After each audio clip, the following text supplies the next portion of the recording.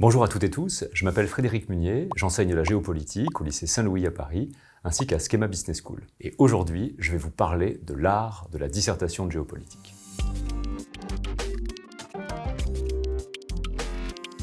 Alors on va prendre un petit peu de temps pour parler de la dissertation, parce que la dissertation est un exercice, je vous parlais d'art à l'instant, assez subtil, qui nécessite à la fois la monopolisation de la langue, bien sûr, mais également du style, de la grammaire, de la rhétorique, de la dialectique, et puis enfin, évidemment, des connaissances. Et vous savez, faire une dissertation, c'est un petit peu comme faire du sport, faire du judo ou du karaté. Imaginez que le sujet soit un adversaire, il y a parfois plusieurs moyens de le prendre, de le maîtriser, tout simplement. Donc, je vous propose de nous aventurer dans cet exercice à la fois subtil, mais assez passionnant, puisqu'il s'agit simplement de penser. Une dissertation est un exercice finalement nouveau pour la plupart d'entre vous, puisqu'au lycée, on faisait des dissertations auparavant, mais elles ont été remplacées par une composition. Une composition, finalement, en quelque sorte, c'est une réutilisation du cours. La dissertation, c'est un exercice très différent. La dissertation consiste à répondre à une question posée. La dissertation s'apparente davantage à une démonstration qu'à une récitation. Elle oblige donc de transformer du savoir appris en un véritable argumentaire. Pour le dire autrement, imaginez par exemple que vos connaissances soient un X. La dissertation, le sujet de dissertation, c'est le F. Et F de X égale Y. Votre dissertation, ce seront vos connaissances, X, transformées à travers le libellé du sujet. Pour le dire autrement, F de X n'est pas égal à X. Mais je comprends rien aux maths. Vous ne pouvez pas réciter votre cours, restituer votre cours pour répondre au sujet de dissertation. La dissertation est le résultat du croisement entre vos connaissances d'une part et l'intitulé X et F de X. Le Y, le résultat final, ce sera le résultat de votre réflexion. Alors tout d'abord, je vais commencer par défoncer des portes ouvertes, mais un sujet, c'est d'abord son intitulé. Il y a 3 choses à regarder attentivement lorsque vous découvrez l'intitulé de votre sujet. La première chose à regarder, ce sont les termes du sujet. Tout intitulé se constitué de 3 termes, de 3 types de termes à vrai dire. Des notions sur un espace à une période donnée. Si vous avez par exemple les ressources naturelles, un enjeu majeur à l'âge de la mondialisation. Les ressources naturelles, c'est une notion. Un enjeu majeur, c'est une autre notion. En revanche, à l'âge de la mondialisation, cela vous indique à la fois la période, la mondialisation débute dans les années 80, mais également l'espace, puisqu'ici, dans ce type de sujet, on aura une appréhension globale, donc la totalité de la planète, bien sûr. C'est la première chose à regarder. Quels sont les termes? Quelles sont donc les notions, l'espace pertinent et la période? C'est très important parce que c'est ce qui va vous délimiter le sujet. Si vous êtes hors période, vous serez hors sujet. Si vous parlez des années 60 et 70 dans un sujet sur la mondialisation, vous serez hors sujet. Si vous êtes hors espace, imaginez que vous avez un sujet sur l'Union européenne et que vous parlez par exemple, je ne sais pas, de la Russie, de la Turquie, de l'Ukraine, des marges orientales de l'UE, vous êtes hors sujet géographique. Et enfin, si par exemple, lorsqu'on vous dit, je ne sais quoi, les matières premières, vous traitez l'eau, vous êtes hors sujet car l'eau, c'est une ressource, mais ce n'est pas une matière première. L'attention aux termes est absolument fondamentale. C'est la première chose à regarder. La deuxième chose à regarder, c'est le sens de circulation du sujet. En général, on met les termes les plus importants en avant, et les termes les plus importants, les termes du début de l'énoncé, sont en général le sujet actif. Je m'explique. Si l'on lit par exemple le sujet suivant, l'Union européenne face aux défis de la mondialisation, eh bien l'Union européenne est le sujet, et les défis de la mondialisation, ce sont des objets. Pourquoi cela? Mais parce que ça veut dire que quand vous rédigerez vos phrases, par exemple, de paragraphes, au début de paragraphe, puisque l'Union européenne est le sujet, acteur, actif, eh bien vos paragraphes commenceront par l'Union européenne ceci, ou la présidente de la Commission européenne cela, ou encore tel chef d'État européen. Les paragraphes ne pourront pas commencer par l'objet qui est la mondialisation. Un paragraphe commençant par la mondialisation ceci est hors sujet. En quelque sorte, il faut vous imaginer donc que l'intitulé du sujet, ce sont comme des traces dans la neige. Vous êtes en plein blizzard parce que vous venez de découvrir votre sujet, vous vous sentez un peu perdu. En réalité, vous n'êtes pas perdu. Il faut s'orienter à partir des traces que vous a laissé le sujet. Ces traces, ce sont notions, espace, période, et puis le sens de circulation également du sujet. Je vous donne un exemple. Il y a quelques années, était tombé à l'ESSEC un sujet qui s'intitulait « Croissance, puissance et développement durable ». L'énoncé était plus long, mais c'était les 3 premiers termes. Or, lorsque l'on a corrigé, la plupart des copies ont traité du développement durable. C'est-à-dire qu'au fond, face à un sujet qui était un peu compliqué, qui articulait 3 termes et non pas 2, c'est rare d'avoir 3 termes, trois notions fortes comme ça, eh bien, les élèves un peu, disons, désorientés ont récité leur cours sur le développement durable. Et de fait, ils ont fait un hors-sujet total. Si l'on fait bien attention à ce que je vous disais, eh bien, vous avez 3 notions le sujet s'écrit de gauche à droite en français, croissance, puissance et développement durable. Et donc, il ne s'agissait absolument pas ici de réciter son cours sur le développement durable, mais de réfléchir dans l'ordre des mots que donnait l'énoncé, croissance, puissance et développement durable, à l'articulation entre la croissance, la puissance et le développement durable. Qu'est-ce que ça veut dire? Ça veut dire que le sujet ne consistait pas à dire qu'est-ce que le développement durable, ceci, puisque c'était le 3e terme, mais plutôt croissance, puissance, développement durable, à se demander comment la croissance à partir d'énergie carbonée, la croissance démarre au XVIIIe siècle avec la révolution industrielle, comment cette croissance à partir de charbon, de pétrole, de gaz essentiellement, qui a donné lieu à la hiérarchie de puissance. Le premier pays qui entre dans cette croissance, c'est le Royaume-Uni, qui est, pendant une large partie du XIXe et du XXe siècle, la plus grande puissance du monde, bien sûr. Eh bien, comment la croissance qui a été à l'origine de la hiérarchie de puissance, comment ce couple croissance-puissance carbonée fait face aujourd'hui aux impératifs du développement durable? C'est un tout autre sujet, bien sûr, que réciter son cours sur le développement durable. Lorsque vous avez un énoncé devant vous, vous devez absolument donc repérer là où les notions de cet énoncé, la période sur lequel il prend sens, et enfin l'espace dans lequel, en quelque sorte, il s'ordonne. Vous allez planter le théâtre de votre dissertation, et ainsi savoir ce qui est dedans, et ce qui est en dehors, ce qui est dans le sujet, ce qui est hors sujet. Soyez extrêmement attentifs également à ce qui est le sujet actif dans cet énoncé, et ce qui est l'objet. Et puis, soyez donc attentifs au sens de circulation, au sens simplement donc, de la signification de l'énoncé. Ce sont des conseils, si vous voulez, absolument fondamentaux, puisque les études montrent que sur une dissertation de 3 ou 4 heures, celle que vous faites d'habitude, les erreurs fondamentales sont commises dans les 20 premières minutes. Et ce sont très souvent des erreurs qui sont faites à propos du libellé du sujet, qui est mal compris, où les termes sont inversés, où par exemple l'étudiant n'est pas attentif à la période considérée et en ressort. Ce sont donc vraiment, si vous voulez, des warnings au début de votre travail. Tout seigneur, tout honneur, nous allons commencer évidemment maintenant par l'introduction. Une fois que vous avez analysé votre sujet, je conseille très souvent à mes étudiants en fait, de prendre une feuille et d'écrire l'énoncé à peu près au milieu, et puis d'essayer de définir sur cette feuille là les notions, l'espace, la période.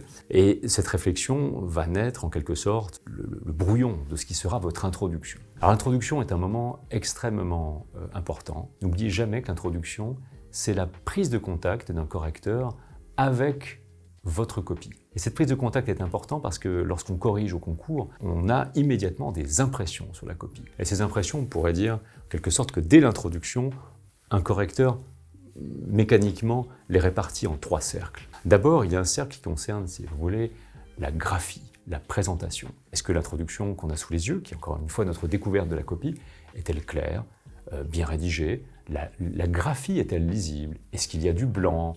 Est-ce que c'est sale ou au contraire, est-ce que c'est très propre? Et c'est une première impression que vous ne devez jamais négliger. C'est en quelque sorte votre carte de visite. Le deuxième cercle, c'est le cercle de la connaissance.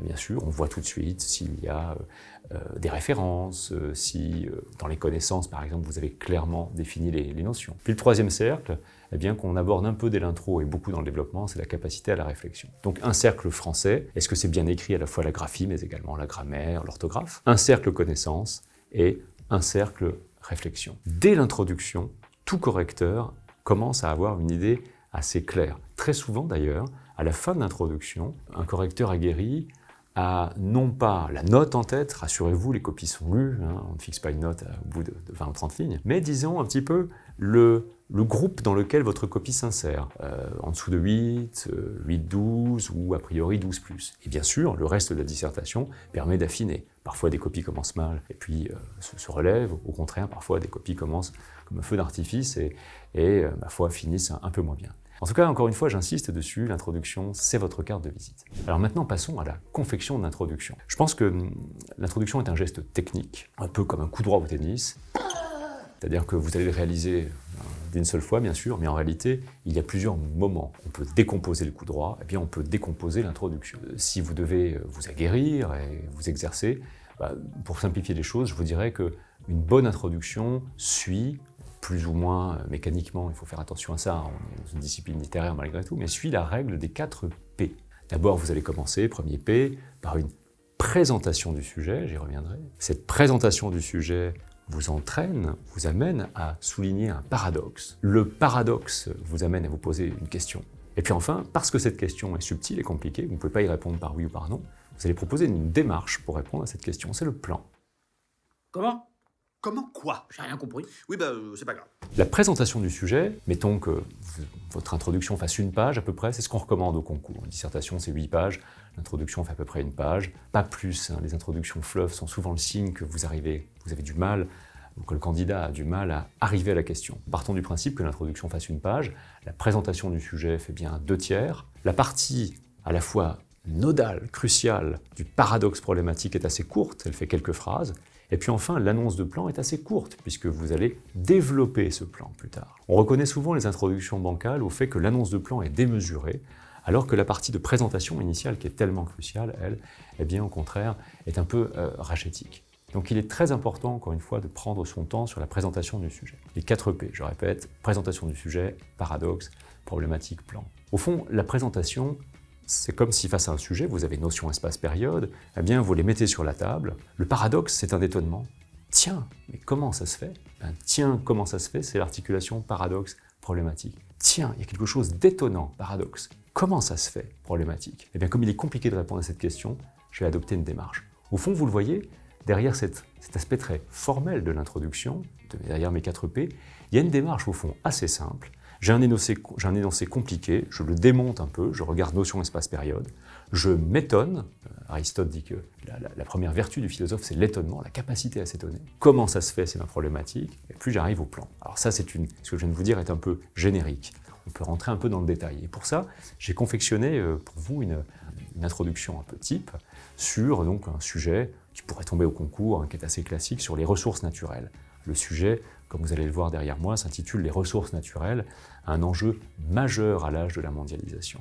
J'ai structuré, vous le voyez ici, cette introduction, dont je répète qu'elle fait un seul bloc, on ne va pas à la ligne dans l'introduction, c'est un mouvement, un beau coup droit, n'est-ce pas? Le joueur ne s'arrête pas dans les phases du coup droit, il l'exécute d'un coup. Cette introduction, qui est un et seul même mouvement, eh bien, se décompose en une présentation du sujet, un paradoxe, une problématique, une annonce de plan. La présentation du sujet, on est en rhétorique française, elle-même se décompose. Pour présenter le sujet, on commence par une accroche. Une accroche vise à accrocher le membre de jury par un bon exemple, une bonne citation, afin que dès la première ligne, ils se disent « Ah ouais, c'est intéressant ». Mais à accrocher également les termes du sujet. La bonne accroche, eh bien, évoque une notion espace-période. Ainsi, en une phrase d'accroche, vous accrochez l'attention du correcteur, vous accrochez les termes du sujet, ce qui permet de pénétrer dans la vraie grosse partie de présentation du sujet, la définition des termes. En définissant les termes, vous vous étonnez, vous arrivez au paradoxe. De ce paradoxe, cet étonnement, naît une question à la problématique. Parce que la question est compliquée, eh bien, vous proposez une démarche, le plan. Je vous ai proposé par exemple sur ce sujet, les ressources naturelles, un enjeu majeur à l'âge de la mondialisation, une accroche qui n'est pas une accroche citation, comme on en voit souvent en français, on peut tout à fait le faire, mais une accroche exemple, parce que je pars d'un ouvrage de 2005 de Bernard Nadoulek, qui s'appelle « L'épopée des civilisations, le choc des civilisations n'aura pas lieu, mais la guerre des ressources a commencé ». Donc vous voyez, ça me permet immédiatement d'accrocher la question des ressources naturelles sous l'angle de la géopolitique, puisqu'il évoque la guerre des ressources. Je cerne donc notion espace et période, puisque le choc des civilisations, c'est une thématique liée à la mondialisation. Le livre est sorti au début des années 90, et ce qui me permet donc, dès l'accroche, encore une fois, de maîtriser notion espace-période. Parce que je les évoque dans l'accroche, il devient beaucoup plus facile ensuite, dans la deuxième partie de la présentation du sujet, de les définir. Alors vous voyez, je prends le temps de définir ce que sont les ressources naturelles, les distinguer des ressources, par exemple, humaines, expliquer que ces ressources naturelles sont composées, par exemple, de ressources du sol,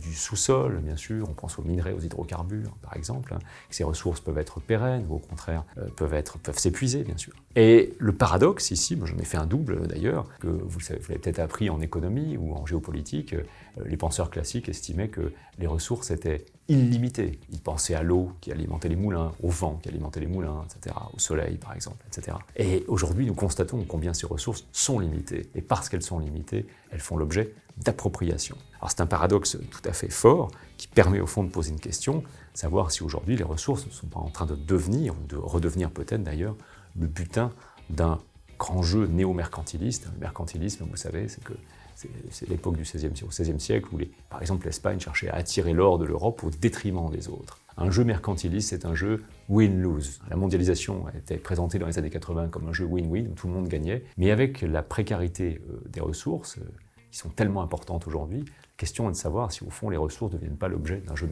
mercantiliste, d'un jeu win-lose, ce qui, évidemment, fait apparaître la thématique de la guerre économique. Donc, je reprends l'essentiel. Vous avez analysé au brouillon notion espace-période. Normalement, en les analysant, vous les avez mis sur la table en quelque sorte, quelque chose à vous sauter aux yeux. Ça peut être par exemple une comparaison entre le début et la fin de la période. Ça peut être par exemple, ici, le paradoxe est sur les ressources naturelles qu'on a considérées quasiment comme illimitées jusqu'au rapport Meadows en 1972, bien sûr. Alors, illimité et aujourd'hui ô combien limité. Voir que les ressources sont à la fois, un autre paradoxe possible, un objet d'échange, évidemment, sur Terre, par le commerce, c'est la mondialisation, mais également un objet de lutte. On a coopération d'un côté, tension de l'autre. Ce qui est important, c'est de ne pas raconter. Une introduction ne raconte pas, elle définit pour s'étonner, paradoxe, poser une question problématique, proposer une stratégie, le plan. Et vous aurez l'introduction parfaite. Alors j'espère que vous avez apprécié cette vidéo et qu'elle vous a servi un petit peu de boussole pour vous repérer face à des sujets difficiles. Mais retenez encore une fois l'essentiel, ne vous laissez jamais impressionner par un sujet. Il n'est après tout composé que de notions, dans un espace, dans une période.